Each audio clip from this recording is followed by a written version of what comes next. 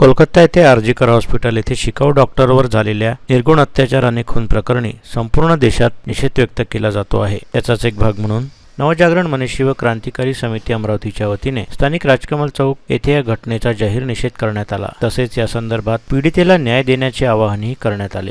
Kolkata RG Kar hospital येथे एका शिकाऊ डॉक्टर महिलेवर ज्या प्रकारे अत्याचार झाला व जी अमानवीय त्यांच्यावर अत्याचार झाला व त्यानंतर त्यांची निर्घृणपणे त्यांची हत्या करण्यात आली, याच्या विरोधात आज अमरावतीमध्ये रक्षाबंधन दिनाचे औचित्य साधून आम्ही याचा आपली एक बहीण, आपली एक जबाबदारी समजून त्या बहिणीवर झालेल्या अत्याचाराच्या विरोधात आम्ही विरोध प्रदर्शन आयोजित केले आहे।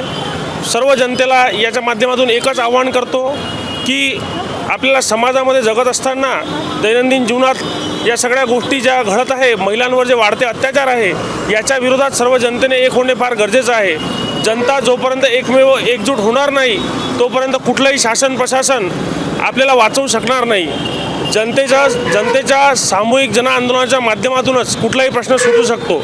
आपण लक्षात घ्या, आपल्या देशात एवढ्या मोठ्या संस्था आहेत, मोठमोठे CBI, ED, IB, crime branch, त्यानंतर पोलीस प्रशासन यासारखे मोठमोठे विभाग असताना अशा घटना दररोज आपल्या देशात, मग ते हाथरसमध्ये असो, कलकत्त्यामध्ये असो, मुंबई, दिल्लीसारख्या ठिकाणी का असो ना, त्या ठिकाणीसुद्धा असे गुन्हे वारंवार घडत आहे।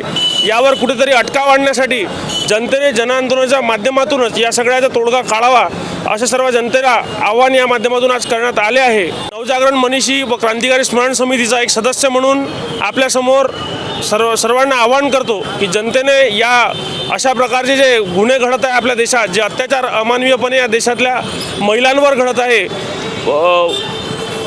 छोट्या मुलींवर घडत आहे, याच्या विरोधात एकजूट होणे फार गरजेचे आहे।